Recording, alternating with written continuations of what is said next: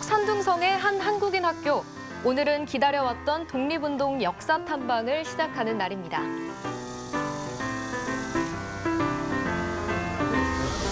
드디어 이제 동부삼성을 가게 되는데 이제 살짝 걱정도 없지 않아 있는데 다 같이 탈도 안 나고 잘 건강하게 잘 일주일 동안 잘 지내고 잘 놀다 왔으면 좋겠습니다. 오늘 저희가 이제 연태공항을 시작으로 해서 하얼빈, 그다음에 목단강으로 해서 훈춘으로 해서 이제 백두산, 중국은 장백산이라고 그러죠. 백두산을 이제 마무리로 하는 그런 일정인데 모두가 정말 즐겁고 또 역사를 제대로 알고 즐거운 여행이 됐으면 합니다. 설레는 마음을 안고 출발! 연태공항에서 하얼빈 국제공항까지는 비행기로 2시간 정도 걸리는데요. 제정 러시아의 철도기지가 된 이후로 상업, 교통도시로 발전했다는 하얼빈시. 한국 학생들이 하얼빈에서 제일 먼저 보게 될 곳은 과연 어디일까요? I wanna hit rewind, play back 100 times, the moment when our hearts align. La la la la. 멋지죠? 이곳이 바로 동아시아에서 최대 규모라는 성소피아 성당인데요. 청자빛 돔과 붉은색 벽돌이 멋스러운 성소피아 성당의 내부에는 하얼빈의 역사가 담긴 흑백 사진들이 전시돼 있다고 합니다. 하얼빈 공항을 통해서 이곳 소피아에 왔는데 처음 와본 곳이거든요. 근데 건물이 너무 아름답고 역사적으로도 굉장히 뜻깊은 곳인 것 같아요. 아이들하고 뜻깊은 시간을 보내고 싶습니다. 하얼빈 도착을 기념하면서 한국 학생들이 길거리 공연을 펼쳤는데요. 실력들이 대단하죠?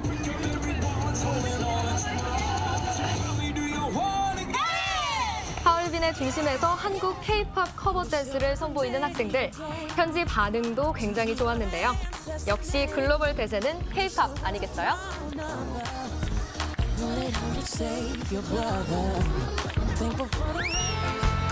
우리가 하얼빈에 왔다라는 신고식도 했으니 이제 본격적으로 한국 독립운동 역사 탐방을 시작하는데요. 그 첫 번째 탐방지는 어디일까요? I don't need a name to grant me fame or riches to spend. 안중근 기념관을 가고 있습니다. 안중근 의사 기념관을 간 다음에 7.3일 유적지를 거쳐서 그다음에 목단강 김자리 장군 기념관으로 이동하도록 하겠습니다. 첫 번째 역사 탐방지인 안중근 의사 기념관을 향해 이동하는 중에도 역사 교육은 계속됐는데요. 학생들이 직접 조사한 내용을 발표하는 시간입니다. 안중근 의사는 좀 짧게 생을 살았어요. 1979년 9월 2일에 태어나셔서 1910년 그리고 즉 31살에 돌아가셨어요.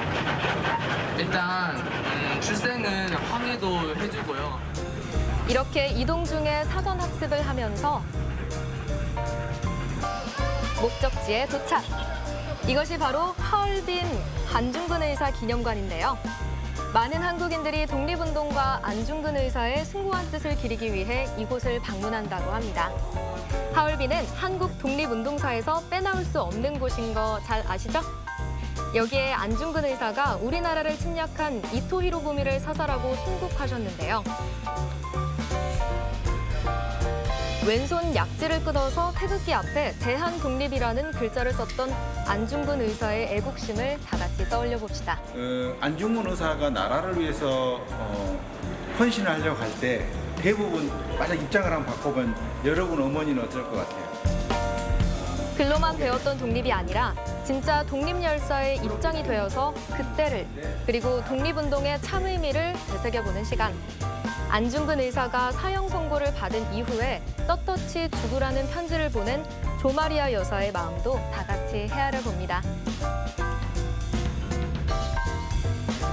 이곳을 가장 먼저 택했던 이유는 젊은 나이에 나라에 대한 열정으로 목숨을 버릴 수 있었던 그 마음을 우리 학생들이 뭔가 좀 알았으면, 그래서 요즘 이 나라에 대한 국가 소중함 가치를 안중근 의사를 통해서 좀 배웠으면 하는 마음에서 그랬습니다. 학생들이 모여서 보고 있는 것 과연 무엇일까요? 바로 안중근 의사가 이토 히로부미를 사살했던 역사의 현장입니다. 이곳에서 안중근 의사는 대한 독립을 위해서 저격을 감행하고 현장에서 체포됐는데요.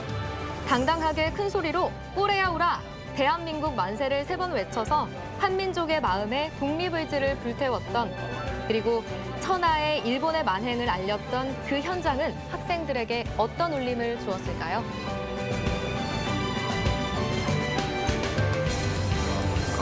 마음이 좀 더 무거워지고 대한 독립을 위해 희생하셨던 안중근 의사의 그런 업적들을 볼 수 있어서 정말 좋았고 그리고 정말 존경스럽습니다. 이 독립투쟁에 그 마음이 좀 열정이 불타오르고 있는 것 같아요. 이런 걸 보니까 진짜 너무 슬프기도 하고. 학생들이 직접 보고 생각하고 느끼는 이런 게 바로 산교육의 현장이겠죠?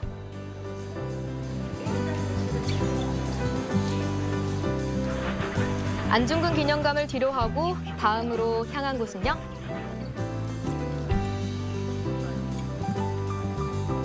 7.3일 유적지라는 곳인데 일제의 만행이 이곳에서 자행이 됐던 그 역사 현장입니다. 하얼빈에 주둔했던 일본 관동궁 7.3일 부대 유적지인데요. 7.3일 부대는 마루타라는 암호명으로 악명 높았던 비밀 연구소입니다. 1936년에서 1945년 여름까지 전쟁 포로 등 3천여 명의 사람들을 대상으로 끔찍한 생체 실험을 자행했던 곳입니다. 세계대전이 끝나자 일본은 만행의 흔적을 지우기 위해서 살아남은 사람들까지 모두 처형했다고 합니다.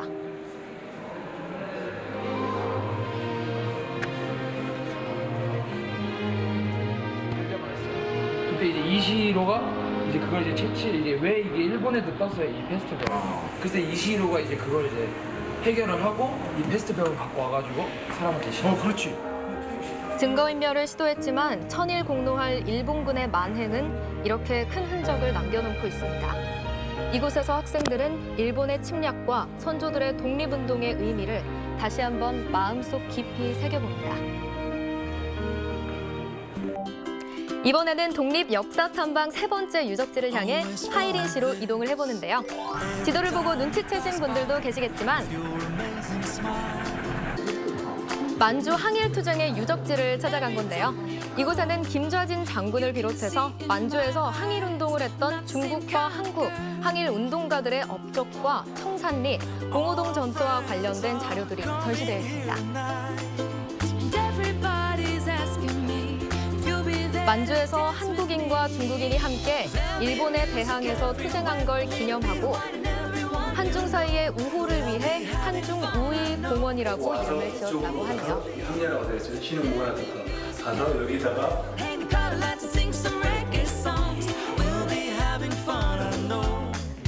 학교에서 배운 역사와 이렇게 직접 역사의 현장에서 배우는 것. 학생들에겐 어떤 차이가 있을까요? 역사를 별로 안 좋아했거든요. 근데 이번 기회를 통해서 역사에 대해서 한층 더 알아가는 시간이 되었던 것 같고 안중근 의사 박물관을 먼저 갔는데 거기서도 정말 마음이 뭉클하더라고요. 그리고 7.3일 부대도 그렇고 그냥 이번에 갔던 박물관들이 다 좀 마음이 아픈 곳이라서 뭔가 좀 엄숙하게 경건하게 이렇게 바라보는 시간이 되었던 것 같습니다. 네, 다음으로 학생들이 방문한 곳은 김좌진 장군이 순국한 장소로 유명한 금성 정미소입니다.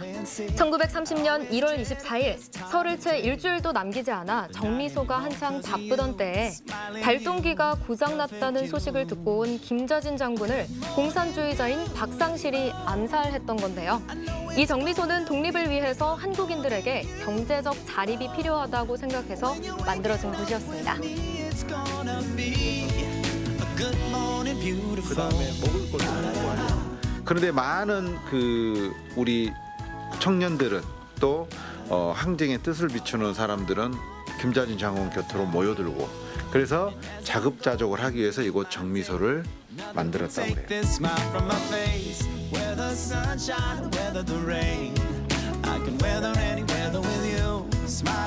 당시 독립군이 처했던 현실적인 문제들을 현장에서 느껴보는 학생들.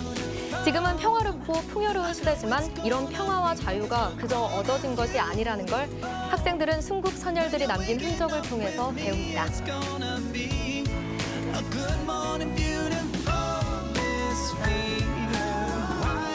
좀 가슴 뭉클한 것도 많았고 정말 감사하고 정말 멋지다는 생각을 많이 들었고요. 정말 자랑스럽고 저도 그런 멋진 한국인이 됐으면 좋겠다라는 생각을 들었습니다. 정말 그 젊은 나이에 나라를 위해서 가족과 자기 살던 곳을 버리고 이곳까지 밀려와서 힘든 생활을 할 때 그때의 역사 속으로 우리 아이들이 들어가서 나라를 위하는 마음을 좀 가졌으면 좋겠습니다. 나 한 사람의 안위보다 나라를 먼저 생각했던 독립 열사들. 그분들의 숭고한 나라 사랑을 다시 한번 생각해보는 시간이 되셨나요? 더 나은 미래를 위해서 역사를 잊지 말아야겠죠? 우리는 자랑스러운 대한민국이니까요.